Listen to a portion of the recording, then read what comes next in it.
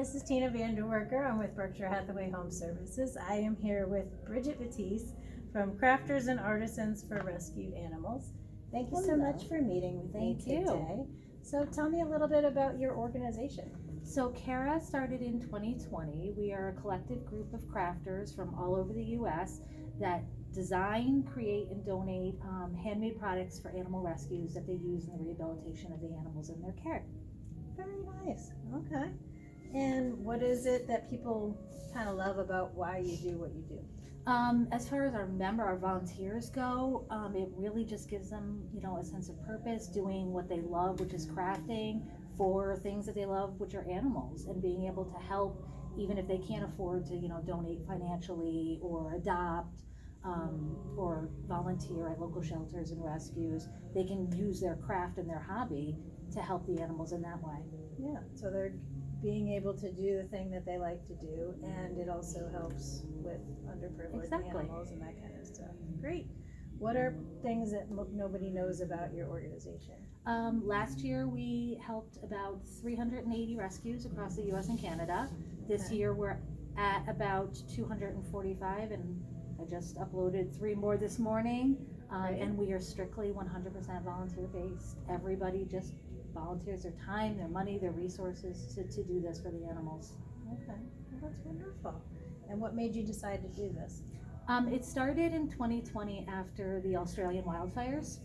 They had put out a call for crafters to help them create products for the animals that were being brought in from the wildfires. After a while, they kind of got inundated with items because the entire world answered. And it was one of those things where it's like, guys, we can do this here. Yeah.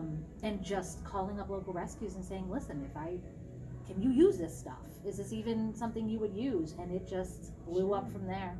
Yeah. Wonderful, wonderful. So how did you get started with it? Again, people were frustrated that they had made all these products and now couldn't send them. And it was like, you can send them here. And well, what are American Rescues going to do with kangaroo pouches?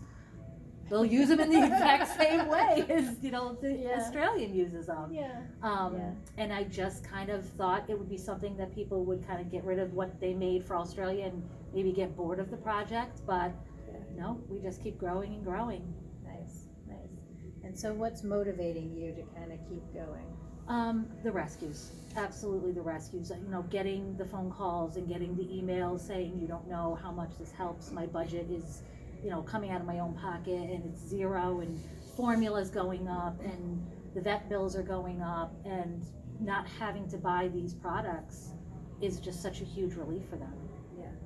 So we were talking a little bit before this about, the financial aspect of it. Where did you start this business?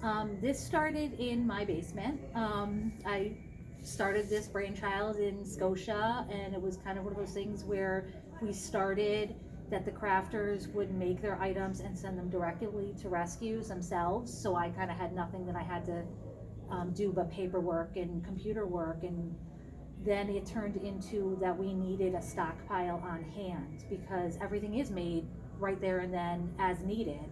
So if I had a rescue, last year we had a rescue in Louisiana who lost everything to the hurricanes. I mean, she lost her entire house.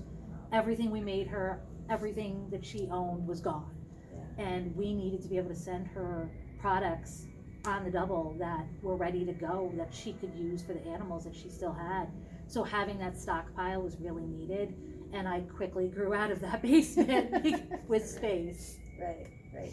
So you were saying because of the budget, being all volunteer and not having a lot of ability for grants and things like that, you have to kind of do this out of your own pocket and, whatever. So you kind of had to figure out not an expensive space, to be able to. Yeah, I knew what I could afford personally. The location that we're in now is paid for completely by me. It's not coming out of the CARA budget because I needed it. Yeah. We didn't have to have it as far as the organization goes. I needed to have it because I didn't have the space to store the stuff. Sure. So I looked at buildings forever, tried to find things that were in my very menial, ridiculous budget, and nobody really had anything until I called Berkshire Hathaway, and they really said, oh no, listen, we can probably get you in, you know, a place in the mall, and Sure. it was perfect. Yeah, well, that's great. And what is your most memorable experience or the biggest place that you've helped with your products? Definitely, a lot of our big memorable experiences are Louisiana. You know, Yeah. they are just getting pummeled every year. It's tragic. Yeah. The amount of loss that they endure. And I think right now we're up to like 3 rescues that we have just come to arms and helped get back on their feet after they've lost pretty much everything in one of the hurricanes.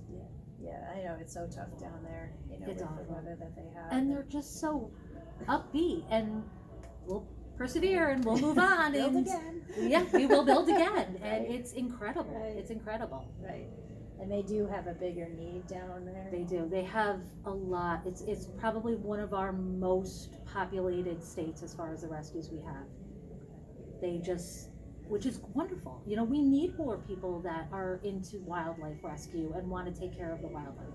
Around here, we have North Country, which is a wonderful organization, and they literally do almost the whole state. Sure. In Louisiana, it's much more popular. There's so many different, you know, down south, there's just more individual rescues that concentrate on wildlife. Yeah, it's interesting. I wonder what that is from. I wonder why. I'm not sure. Yeah. So what's kind of some things that you have coming up that people should know about? We have our bi-yearly fundraising auction coming up very shortly. It's usually held in October, beginning of November. We get it all ready so that it's out the door and to the people by Christmas time, perfect for Christmas gifts. Yeah. But our auctions, we do them twice a year, and they're pretty much our only form of fundraising, our biggest form of fundraising. So donations, we take in, the girls craft things and send them in, and we auction them off online. So pretty much no matter where you are in the US, you can join and help us out. Nice. So the people that provide the crafts, they're basically doing it for free out of their pockets, if you got will. it.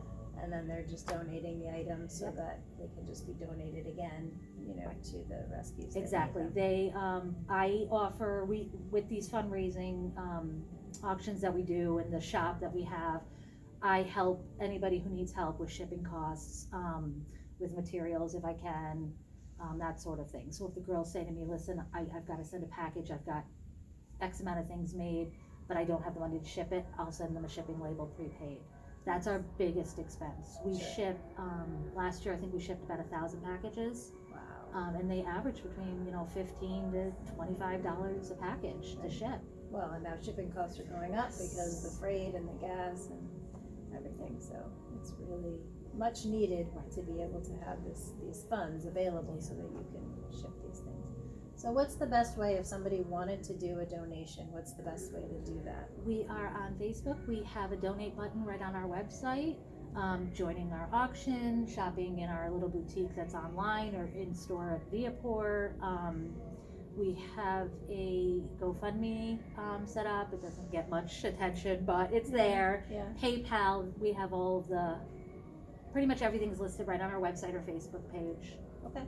And I'll be putting that information with the video. Wonderful. So thank you so much for Thank talking you. with me. Is there anything else you want people to know about your organization? Or You know, if we're always looking for crafters. We desperately need crafters that want to volunteer. There's no commitment level. There's no, you have to do so many units it's do whatever you want. If you can make one item a month, make one item a month. It's going to help. what kinds of items would be helpful? We have about 60 patterns that we provide. So we give you pretty much everything you need. All of our patterns have been tested for safety. That's our number one concern. Sure. You know, you can't just necessarily pull a pattern off the internet that says it's a appropriate dog collar or whatever, because some of them are really awful and dangerous. So we test everything with our rescues, and we have the patterns all ready to go. We have things as simple as pouches, which are pretty much 4 seams, to really advanced projects. So any skill level, Exactly. anybody who wants to help, all they Absolutely. do is just contact you, and then you can give them the pattern, Absolutely. and they can go ahead and do what they need to do. Perfect, great. All right, well, Bridget Battease with Crafters and Artisans for Rescued Animals. We are here at the Viaport mall in Rotterdam, but you can get online, and I'll be putting all that information on the site.